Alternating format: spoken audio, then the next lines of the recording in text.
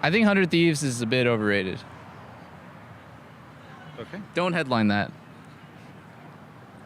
Don't even pre-roll that before the interview starts.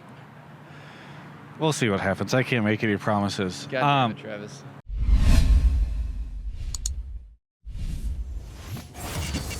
This is just our natural position.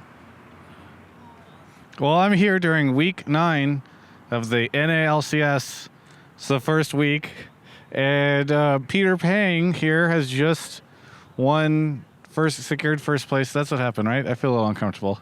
Yeah. Why are you uncomfortable? We got first place. Yeah, you're looming a little. Great. Yeah. Look, I'm just going to say it. Didn't know if this was going to happen. You had a weak start. Trying to get my glasses on. And then you guys basically just solidified everything. I think in our last interview, Freak was casting his doubts. He said you guys were falling apart. All odds were against you, and then you got first place. Yeah, I know Freak said something like we're imploding, and he basically just made shit up because there's no reason to say that. But towards the end of the split, the beginning was really rough, but towards the end I think we became a lot closer as a team, and part of getting closer, I guess, was just being more honest with each other about the habits that we want to break from each other, just things that bother us about each other, I guess. Because if you're not close, then that might come off as too personal. Yeah. But is that how much time you spend in the bathroom kind of stuff? Yeah, no, exactly. Now we just hang out in the bathroom all the time. But yeah, I think our team, we realized how shitty we were looking in the beginning, and now we're more focused on how good do we have to be to compete at Worlds, which is really good. I mean, I was watching the LCK playoffs, and I've been keeping up with LCK and LPL this whole year basically, or since MSI, and the teams that we're gonna play at Worlds are here, and the NA competition is here. So how close can we get from that difference? Because we're not gonna reach world-class level playing against American teams, but we can get close enough so that when we scrimming against them, we can make that rest of it up. Yeah. You close the gap. Yeah, the gap is closing. Yeah. That's a good way to put it. I mean, you did say here and here, and there's this thing right here. There's a really big gap. It's true. It's really big. I mean, I am really nervous because it doesn't feel like. At no point while watching the NALCS, and again, I'm not an analyst, but have I ever been wow, look at how good these teams are? Yeah, I think part of it's there's not a lot of fresh blood. The new teams are kind of bad, so you end up kind of having these preconceptions or baggage of this is how good Bjergsen is, this is how good Jensen is, this is how good Golden Glue is, and Hooney is, and all these players that you've seen a billion times, me, and all the people that I listed. You have kind of an idea of oh, this is their potential, or this is kind of where they cap out, and when you have fresh blood coming into the scene all the time, is in Korea and China, then you can have stuff like Griffin where they made the finals, and they're just 5 rookies that have basically almost all of them haven't even played in LCK before.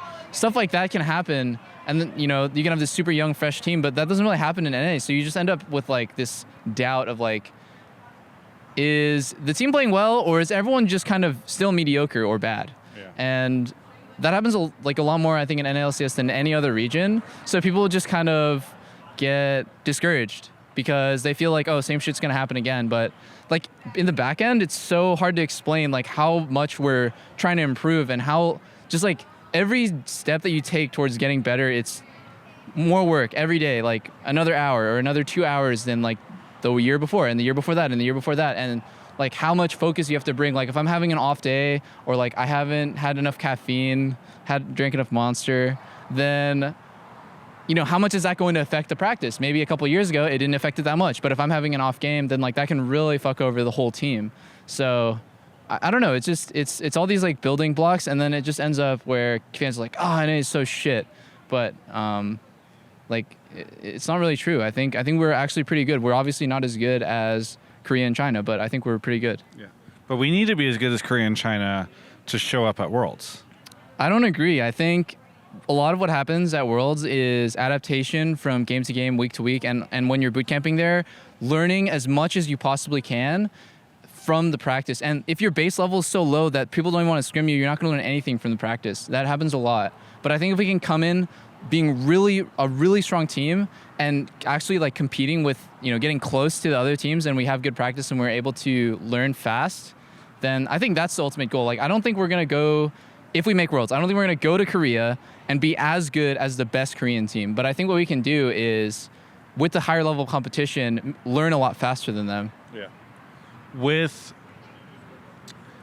I think one thing that's super interesting to me is that you said that you as a team try to really shore up things that were bothering you about each other. What were those things, outside the game or inside game or both? I mean, what was it that you guys really focused on? Was it like a personality thing or a game thing? I think it's a lot of things. There's like, it's small personal ticks for people. It can make them feel like maybe it just make them feel bad, or it can make them slightly annoyed, and that kind of stuff can just build up, and it's better to just like let them know how it makes that person feel. And then on top of that, just in-game stuff, like people don't feel listened to, or they don't feel like their input is valued as much as like it should be, or like they don't feel like their teammates are putting in as much effort as they should be. Stuff like that. Like if you're just holding that in and you're bottling it up, it's not as good. So I think we had some problems like early on because we were a little burnt out after MSI. We didn't really have much of a break, and our team was looking kind of weak, and we had like a lot of negative feelings. But like letting that out now, we're way better. Yeah. So you seem to be very excited after that game where you guys won. Was it because the game was so intense, or was it just the excitement around securing first place again? I don't even care about securing first, dude. The game was really intense, and Echo Fox was really good. They're a really good team, and they played a comp that we just didn't know if we could beat it. It's a really obnoxious NA special, which is Zillion Kindred with a hard tank top and a hyper carry. And they had Zillion Kindred Tom Kench, so it's like extra hard to kill anybody. They can all save each other, and there's these three like defensive champions with an unkillable tank and a hyper carry in the back. So we, when we came into Champ Selector, like when we were loading in the game, we started listing off all of the things that we could do to win. They're really narrow, they're really specific, and it's hard to execute on them. So I'm really happy we were able to execute. It was just a good game. I think they played well, we played well, so I'm happy about it. Okay. And so you didn't really care about securing first? I mean, we can just secure it tomorrow anyways if we lost today. It's nice. It's nice. It's not that I don't care. It's like that wasn't the reason why I was so happy. Okay. It was just the game itself. Yeah. In 2 games, or after this one, TSM will play Optic, which is likely to be their one chance at continuing their run this year. Yeah. What do you think of their situation? Being a former teammate of that team. Being a former teammate, I think that TSM is probably not going to crack under the pressure. Optic might, because it's a match like everyone's eyes are on, and I don't think Optic's ever played a match where a lot of people's eyes are looking at that match because they've been at the bottom for so long. But TSM, their players have been there a billion times. So I think mentally they're going to have an advantage, and I don't see Optic being that much better than them individually either, like just skill-wise. So mentally they have an advantage, and then I think skill-wise it's like, you don't know what's going to happen. So give it to TSM. You guys have a pretty good chance of making Worlds right now, because just like even if you don't win, you got points and all that stuff. Who do you think would be the 2 other teams to join you, assuming you go? I feel like I never can count out TSM to make Worlds, so I'm gonna throw their name out there. Wow. And then the other team, not that they're the favorites, but I'm gonna throw that they could make Worlds. Other teams, like the real 2 favorites, probably be Echo Fox and Cloud9. I think 100 Thieves is a bit overrated. Okay. Don't headline that. Don't even pre-roll that before the interview starts. We'll see what happens. I can't make any promises. God damn it, Travis. Yeah, I mean, Reckless did give me a shout out this week he says he only does interviews with me because I don't headline things, but I feel like I could make an exception with you. Anyway, I was curious. So you still think TSM can make it? You're throwing their name out there. What about Cloud9? Yeah, Cloud9 looks really good. Their roster is flexible, which, can be an upside. It can be a downside actually as well, and because the players that they're being flexing in and out are gonna have less practice overall. So maybe they'll have more versatility, but they'll be less refined. Another thing that could happen with the flexible roster is like they could just be ready to bust out like a counter strat at any moment. So that's the positive. And yeah, their team overall is pretty good. I wouldn't say they're like unrefined, but because they have a lot of veterans, but we lost to them pretty convincingly. I think they might have shown all their cards already. Okay. Yeah. Finally, this morning I hit 113. I did some more of the questing after you got off. Jeez. Because you were busy, and I just, when are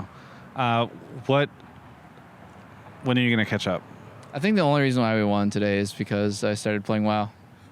Shoutouts to Blizzard. Yeah. And Riot Games. Why are you shouting out Riot Games when it comes to WoW? Because I won at League of Legends. Shout out to Riot. Because of WoW. Okay. Shout out to Blizzard. Okay. I understand.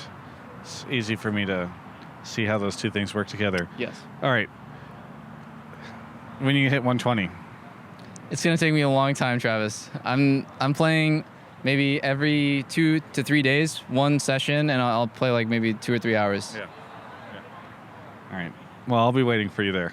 Yeah, you will. And all my purples, legendaries, artifacts. Is there anything you want to say to any of the fans out there? No, just thank you guys so much. Lately, I've been having just a lot of fun, like being a pro, streaming, and just like interacting with the fans and stuff. So, yeah, I think this is like the cheesy ass NA redemption arc where possibly America does really well at international event and like kind of revitalizes the scene and makes people kind of like love my team and the region again. I don't know. I have this grand fantasy, okay? I beat off to it every day. So hopefully I can make that a reality at Worlds. Thank you guys. Thank you so much for the interview. I think at the beginning of the interview, I forgot to shout out OmniSlash. So thanks to OmniSlash, this interview is brought to them. #sponsored XD. I have some unfortunate news for you guys. Things are getting much more financially tough for me. OmniSlash, of course, does everything they can. They support me. It's amazing. But I think you guys might have heard that last split, it was about 20 grand for a Doublelift interview. We're now at 35. I don't know how it went up so much in such a short time, but I'm now spending literally $35,000 every time I interview Peter. And by the way, he charges another $1,000 for every time that he ends up in my social. So if you guys want to help me out, that'd be super cool. Just subscribe to the channel, like the videos. There's other links in the description. You can check those out. Thanks so much to OmniSlash for the support.